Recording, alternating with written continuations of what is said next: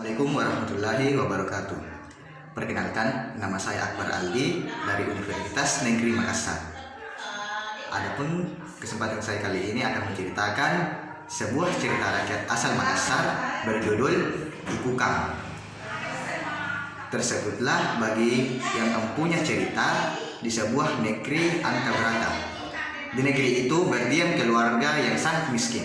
Di situ tinggal pula keluarga yang kaya raya, yang tidak pernah mengenal kesengsaraan. Mereka hidup serba cukup, bahkan berlebih-lebihan.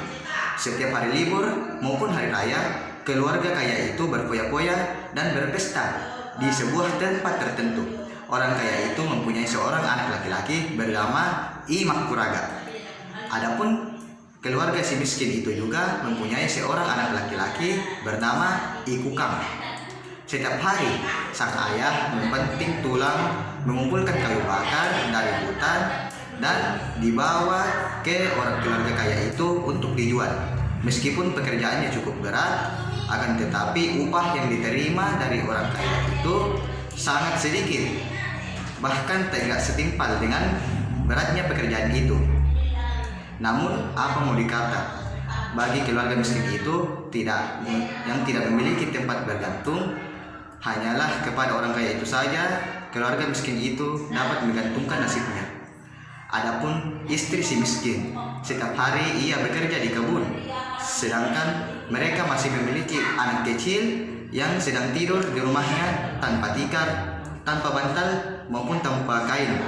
Akan tetapi berkat kekuasaan dan kebesaran Tuhan yang Maha Esa, anak si miskin itu tetap sehat walafiat, walaupun mereka kekurangan makanan ataupun kekurangan gizi.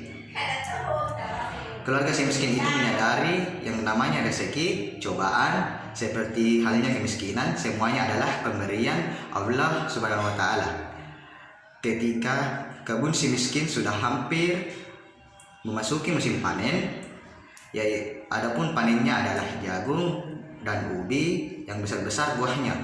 Dengan tidak disangka-sangka, kerbau milik orang kaya itu datang ke kebun si miskin dan memakan semua tanaman jagung si miskin. Karena kejadian itu, si miskin pun mengadu kepada orang kaya itu. Akan tetapi orang kaya itu menjawab dengan ancaman akan membunuh dan tidak akan membeli lagi kayu bakar dari si miskin.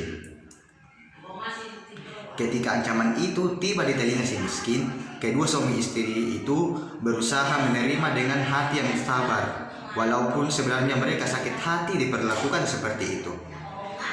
Demikianlah sifat dan tingkah laku orang kaya itu kepada si miskin. Si miskin senantiasa bermohon kepada Tuhan agar ia diberi keteguhan hati dan kekuatan jiwa menghadapi segala cobaan yang menimpa dirinya dan keluarganya. Di balik itu, atas iradat dan takdir yang maha kuasa, keluhan si miskin bagaikan jatuh dihimpit tangga lagi karena kepunahan jagung dan ubi mereka, dilanjutkan dengan meninggalnya ayah Ikukang akibat ditindis sebuah batu besar yang tidak terelakkan. Ketika ayah Ikukang meninggal dunia, maka makin hancurlah perasaan dan kehidupan keluarga si miskin itu. Ditambah lagi karena tidak seorang pun yang datang menjenguk mayat, apalagi mengantarnya ke kubur. Dengan perasaan sedih dan hancur, istrinya meminta pertolongan kepada seorang abdi si kaya itu untuk mengantar jasadnya.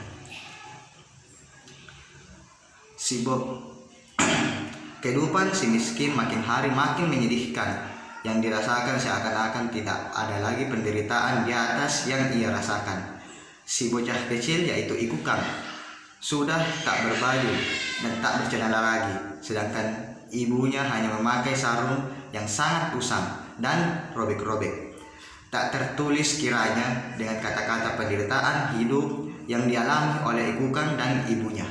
Rumah tempat tinggal mereka sudah roboh, dan karena itu mereka pindah ke sebuah goa yang tak berpintu. Setelah beberapa saat lamanya tinggal di goa itu, Ikukang menjadi seorang pemuda yang bulat. Umumnya kira-kira waktu itu berusia 17 tahun.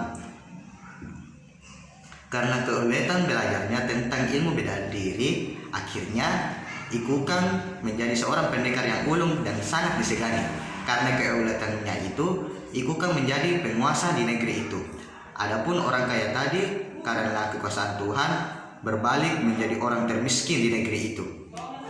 Sekian dari saya. Assalamualaikum warahmatullahi wabarakatuh.